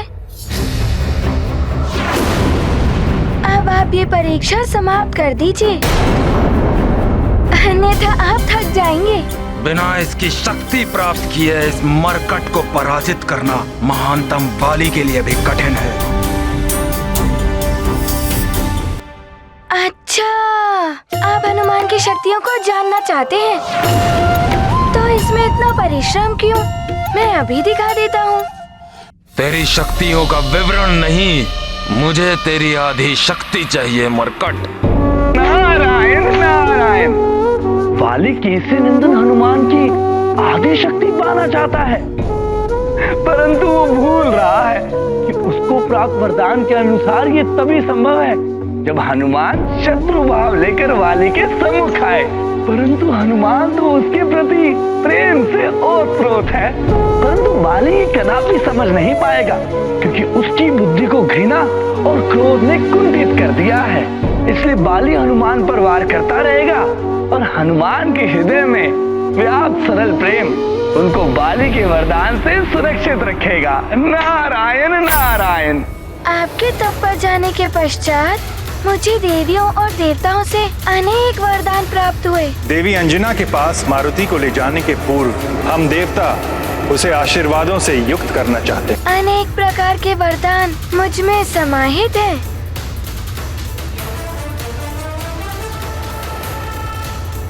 मैं अभी आपको दिखाता हूँ।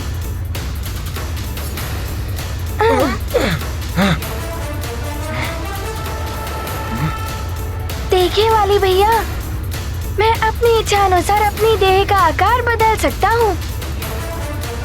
अभी दिखाता हूँ। मैं ब्रह्मा तुम्हें वरदान देता हूँ, तुम इच्छाधारी होगे। जब जैसा रूप धारण करना चाहोगे तुम कर सकोगे।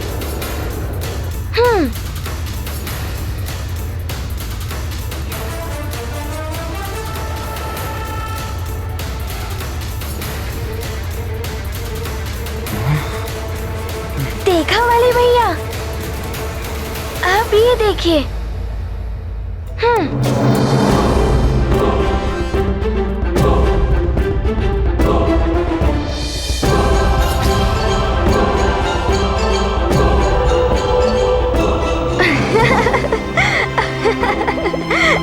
अरे कहाँ चला गया मरकट?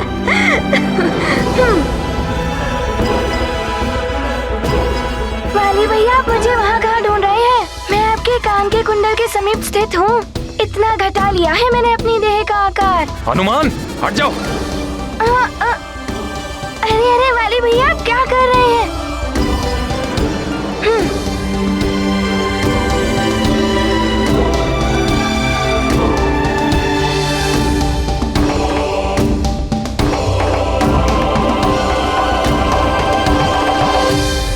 वाली भैया, आपको ज्ञात है मैं अपनी श्वास के प्रवाह से बड़े बड़े पर्वत हिला सकता हूँ। अभी दिखाता हूँ।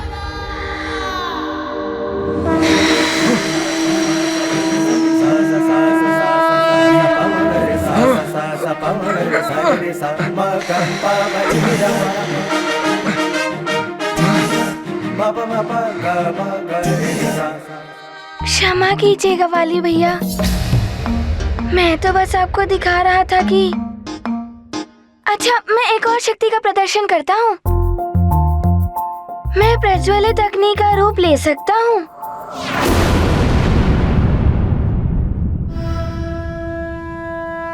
मैं अग्निदेव, तुम्हें ये वरदान देता हूँ कि कितनी भी भीषण अग्नि हो, उसकी ज्वाला तुम्हें किसी भी प्रकार से हानि नहीं पहुंचाएगी।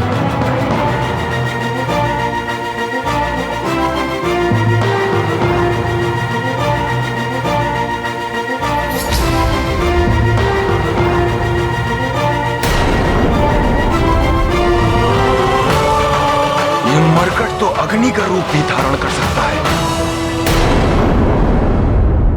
सुग्रीव, वाली को सचेत कर उसे कुपथ से सन्मार्ग पर लाने में उसकी और उसके समूचे राज्य की भलाई है। माता अंजना, मुझे तो ये भी भय है कि वाली भैया स्वयं यहाँ ना आ जाए।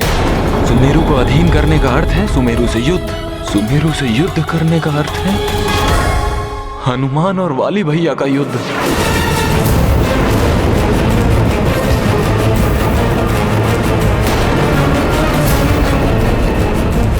जो वाली भैया के लिए घातक सिद्ध हो सकता है। हाँ पुत्र सुग्रीव, इस बात का भय तो मुझे भी है। मैंने मित्र ऋक्षराज को वाली की सुरक्षा का वचन दिया है। वो यहाँ आ गया तो उसकी रक्षा करना कठिन हो जाएगा। किसी प्रकार वाली को सुमेरु और हनुमान से दूर रखना होगा।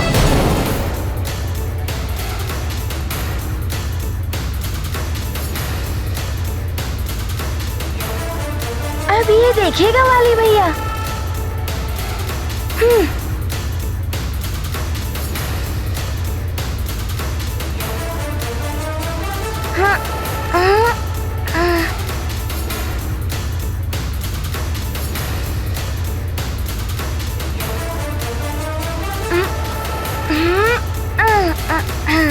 ये मरकट कहीं इस पर्वत को उठाकर मेरे ऊपर तो नहीं फेंकने वाला। मुझे वाली भैया को समझाने का प्रयत्न करना चाहिए,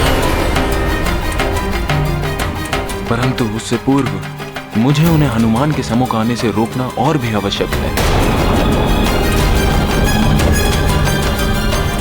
कोकट, मेरे लौटने तक तुम यहीं रुकना और ऐसा कोई कार्य मत करना जिससे किष्किंधा और सुमेरु की शांति भंग हो।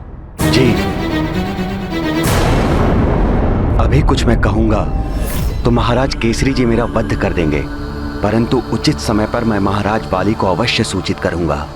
राजकुमार सुग्रीव अपने महाराज के प्रति नहीं, महाराज केसरी जी और उनके पुत्र हनुमान के प्रति अधिक निष्ठावान हैं। वाली भैया, आपने देखा मैं इन चट्टानों को कितनी भी दूर फेंक सकता हूँ, परंतु ये तो अभी भी छोटी हैं। इनसे भी बड़ी बड़ी चट्टान उठाकर दिखा सकता हूँ, परंतु यहाँ तो कोई भी बड़ी चट्टान नहीं है, अन्यथा आपको उठाकर दिखाता। यह मरकट अपनी शक्ति दिखाकर मुझे भयभीत करने का प्रयत्न कर रहा है, परंतु इसे ज्ञात नहीं है कि मेरे वरदान से इसकी आधी शक्ति मुझे प्राप्त हो जाएगी और मैं इससे कहीं अधिक बलवान हो जाऊंगा। परंतु मुझे ये ज्ञात करना है कि अभी तक ऐसा क्यों नहीं हुआ।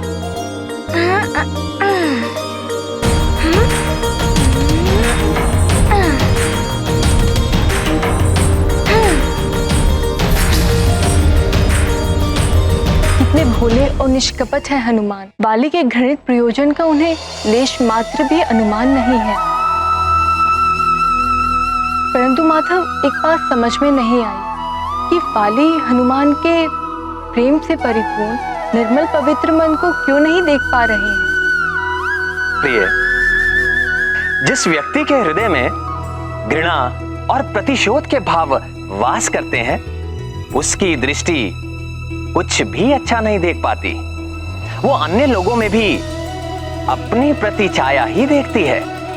ऐसे व्यक्ति स्वयं के प्रति सुविचार रखने वालों को भी अपमानित और तिरस्कृत करते हैं। यदि वाली हनुमान के प्रति शत्रु भाव त्याग दे तो हनुमान उसको आधी क्या अपनी संपूर्ण शक्ति समर्पित कर दे। परंतु वाली ये बात समझ नहीं पा रहा है। सत्य है, घृणा से वशीभूत होकर व्यक्ति धर्म अधर्म, अपना पराया और यहां तक कि अपने हित अहित के विषय में भी कुछ समझ नहीं पाता, जिसका परिणाम सदैव उस व्यक्ति का विनाश ही होता है।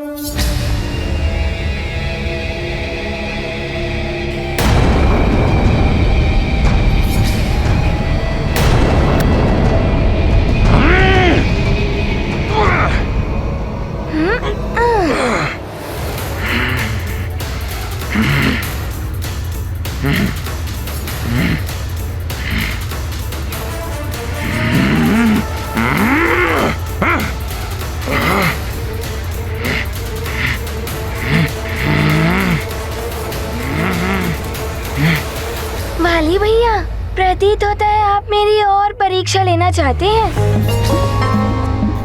ये देखना चाहते हैं कि मेरी भुजाओं में कितनी शक्ति है। ये जानना चाहते हैं ना आप?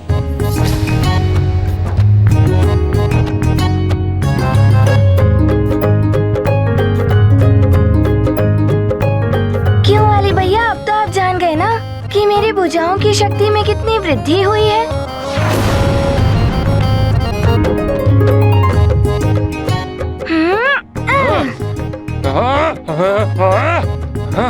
आनंद आ रहा है ना वाली भैया? वाली भैया संभल के।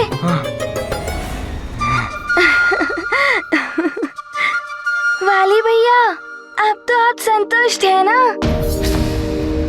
कि आपकी अनुपस्थिति में हनुमान ने समय व्यर्थ नहीं किया?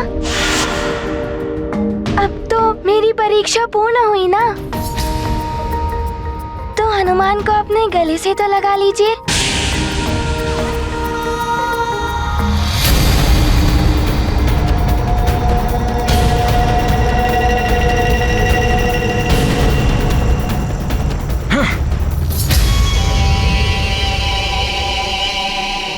गले लगाइए ना वाली भैया।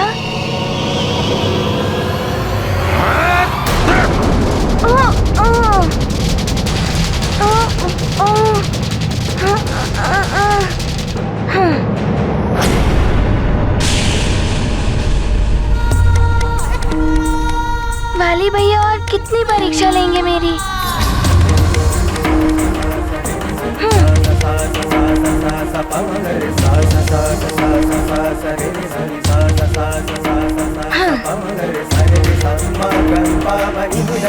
वाली भैया, हनुमान को तो ज्ञात है कि आप परम शक्तिशाली हैं। यदि हम दोनों की शक्ति मिल जाए तो हम सारे असुरों का विनाश करके हरि भक्तों की सेवा करेंगे। मेरी मित्रता स्वीकार कर लीजिए। हम दोनों मिलकर उस वानर बालक को परास्त कर सकते हैं। हरि भक्तों के बल के साथ हम दोनों सर्वशक्तिशाली बन सकते हैं। प्रतीत होता है कि आप मेरी युद्ध कौशल की परीक्षा ले रहे हैं, है ना वाली भैया?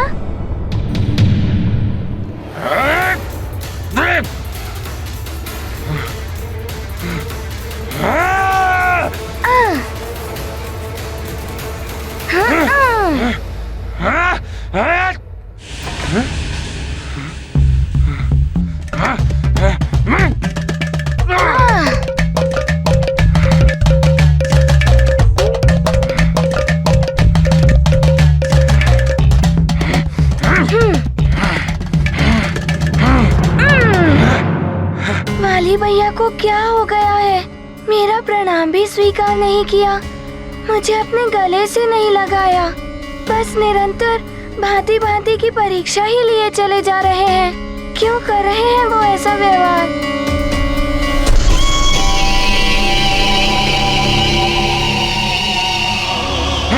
वाली भैया, अरे वाली भैया, नीचे उतारिए मुझे वाली भैया। वाली भैया, ये आप क्या कर रहे हैं वाली भैया?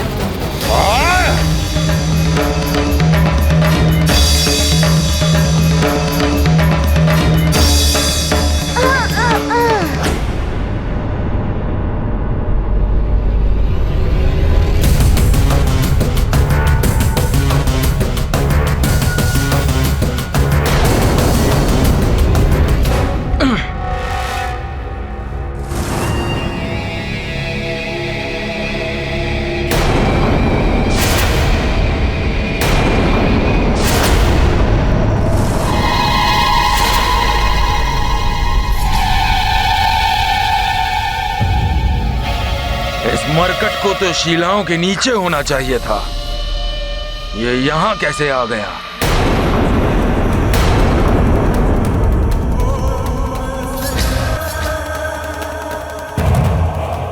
कायरों के भांति छुपो नहीं, सामना करो मुझ महानतम वाली का।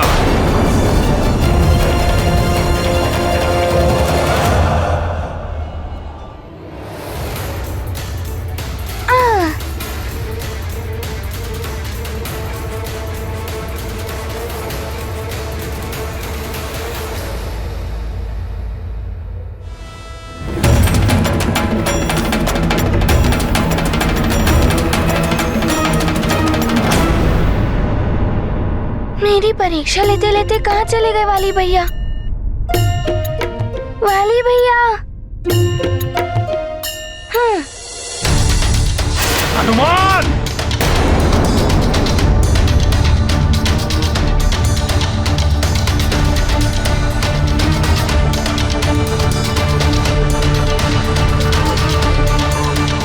वाली भैया किसका पीछा कर रहे हैं? हनुमान!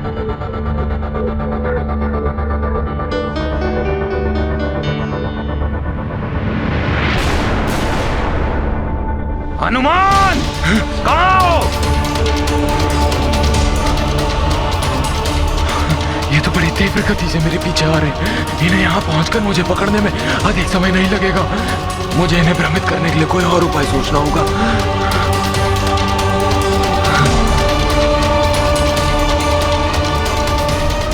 हनुमान! यदि साहस है तो सामने आओ मेरे। वीरों की भांति युद्ध करो मुझसे। बहुत गर्व है ना तुम्हें अपनी शक्तियों पर? तो आओ, मुझ महानतम वाली पर अपनी शक्तियों का प्रयोग करो। कायरों की भांति छुपो नहीं, मेरे सामने आकर युद्ध करो मुझसे।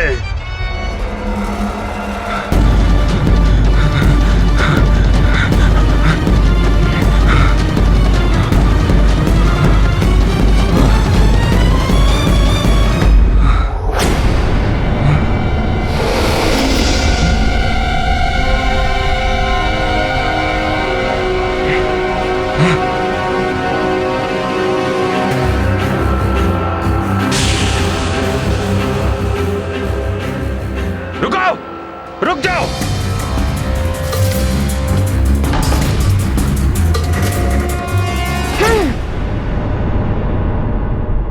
कहाँ चले गए दोनों? अभी तो यहीं थे।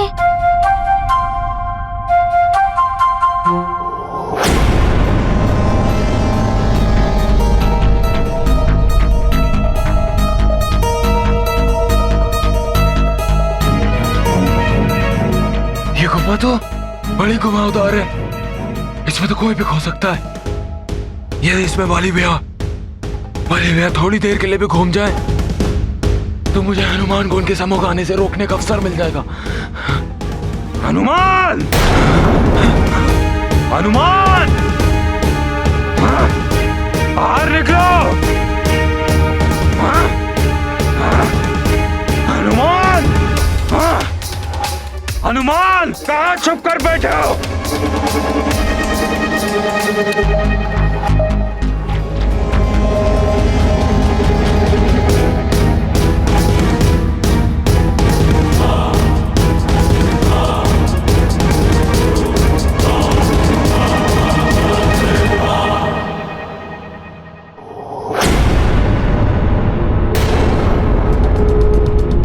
अवश्य वे दोनों इसी गुफा के भीतर गए होंगे।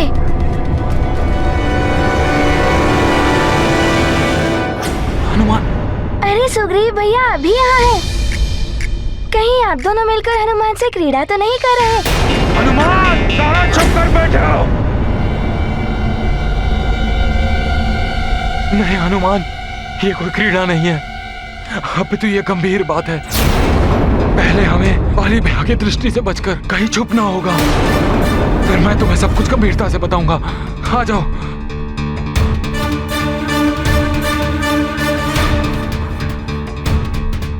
क्या हुआ सुग्रीव भैया?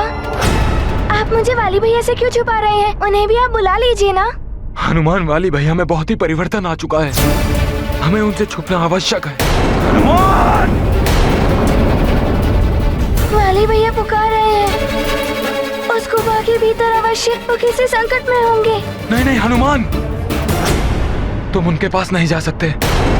वाली भैया संकट में नहीं है, बल्कि वाली भैया हमारे लिए संकट है। ये आप क्या कह रहे हैं सुग्रीव भैया? मेरा विश्वास करो हनुमान, जब से वाली भैया तप पूर्ण करके लौटे हैं, उनके स्वभाव में परिवर्तन आ गया है। मुझे इस घुमावदार गुफा में भटका कर ये मत सोचो कि तुमने बहुत चतुराई का काम किया है।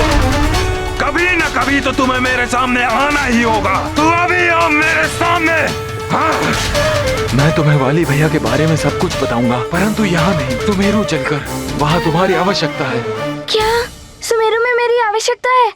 वहाँ सब सकुशल तो है ना? इतना अधिक में बताने के लिए समय नहीं है हनुमान।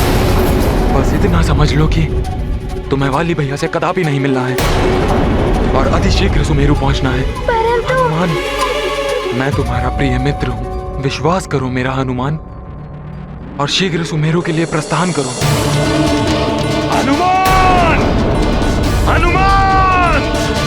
हनुमान, इसके पूर्व वाली भैया यहाँ आए। तुम शीघ्र ही सुमेरु पहुंच जाओ हनुमान। जी सुग्रीव भैया।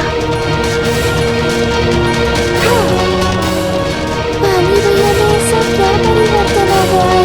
और सुग्रीव भैया मुझे बार-बार शीघ्र सुमेरु पहुंचने के लिए क्यों कह रहे थे? कुछ तो गंभीर बात अवश्य ही है। राम भक्त महाबली हनुमान को जानना हो तो चैनल को सब्सक्राइब करें और बेल आइकॉन दबाना न भूलें।